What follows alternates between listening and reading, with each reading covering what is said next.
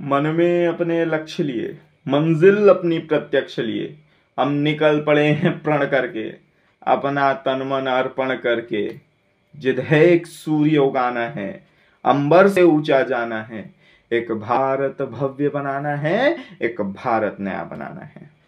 नमस्कार, मैं आर्यन संदीप तिवारी, सरकारी छात्रवृत्ति योजना एवं उनका क्रियान्वयन इस विषय पर अपने विचार अभिव्यक्त करने हेतु यहाँ उपस्थित हूँ।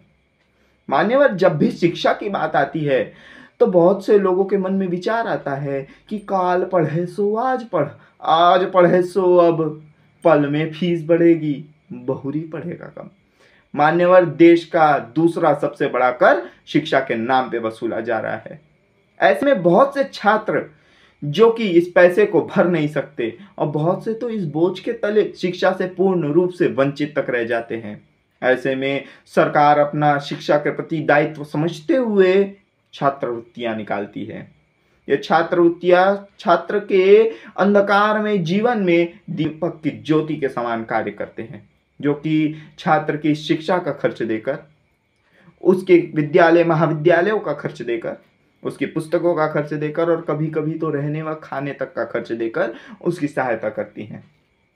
ऐसे में एक छात्र के लिए बहुत बड़ी सहायता हो जाती है, जो कि कभी कभी तो उसे विदेश जाकर उच्चतम शिक्षा ग्रहण करने में भी सहायता देती है। एक छात्र के लिए बहुत बड़ी मदद होती है। मान्यवर, भारत देश में मुख्य दो प्रकार से छात्रवृत्तियां निकलती हैं, एक राज्य स्तर पर और एक राष्ट्रीय स्तर पर या केंद्रीय स्तर पर भी कह सकते हैं।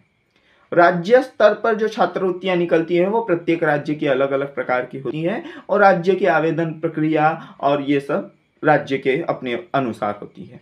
परंतु जो केंद्रीय शिक्षा वृत्तियां निकलती हैं, मैं उसके बारे में बताना चाहूंगा। केंद्रीय शिक्षा वृत्तियों में मुख्य प्रधानमंत्री उच्चतर शिक्षा प्रोत्साहन, प्रधानमंत्री पोस्ट मैट्रिक प्री मैट्रिक योजनाएं, प्रधानमंत्री यशस्वी योजनाएं, जो कि ओबीसी, एससी, एसटी और पिछड़ी जनजातियों के लिए है और इन सब से हम आराम से जुड़ सके, इनका आवेदन हम आराम से कर सकें, इसलिए प्रधानमंत्री नेशनल स्कॉलरशिप पोर्टल, जिसके माध्यम से हम उसका आवेदन कर सकते हैं, जो कि एक प्रक्रिया को सरल करने के लिए बनाया गया है। ये इनका थोड़ा क्रियान्वयन है। अब मान्यवर, हम आगे बढ़ना चाहेंगे, आगे इस छात्रवृत्तियों के आंकड़े की ओर थोड़ा जाते हैं। सन 2023-24 का यदि आंकड़ा देखा जाए तो सबसे मुख्य रूप से प्रधानमंत्री उच्चतर शिक्षा प्रोत्साहन, जो कि 82,000 छात्रों को जिन्होंने छात्रवृत्तियां दी थी, और यदि हम नापे तौले थोड़े बहुत आंकड़ों की तरफ जाएं तो समस्त शिक्षा वृत्तियों का आंकड़ा कुल 5,000 करोड़ रुपए जो कि छात्रों को दिए गए थे। अब इसमें कितने छात्रों को ये पैसे मिले थे, कहां तक ये पैसे पहुंचे थे और कहां ये पैसे अटक गए थे, इसकी जानकारी नहीं है, क्योंकि उपलब्ध ही नहीं है इसकी जानकारी मुख्य रूप से। और इस शिक्षा वृत्ति का सबसे बुरा सफर यहीं से शुरू होता है।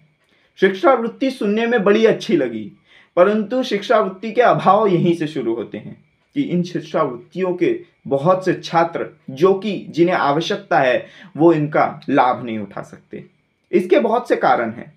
सबसे पहला कारण और मुख्य कारण के रूप से यदि देखा जाए तो आवेदन प्रक्रिया जटिल होने के कारण, और जो कि डॉक्यूमेंट्स मांगे गए हैं वह सही रूप से उपस्थित न रहने के कारण।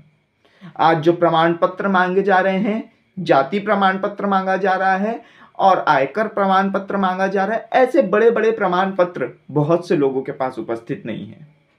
और कहां कहां के दस्तावेजों को जब मांगा जा रहा है तो वो छात्र उपस्थित नहीं कर पाते हैं समय पे। इस कारण छात्र छात्रवृत्ति का लाभ नहीं उठा सकते। दूसरा कारण छात्रवृत्ति का लाभ न उठाने का यह है कि छात्रों को आवेदन प्रक्रिया नहीं समझ में आती है।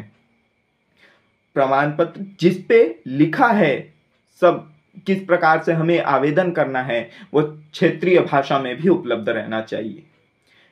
भाषा के अभाव के कारण बहुत से छात्र समझ नहीं पाते।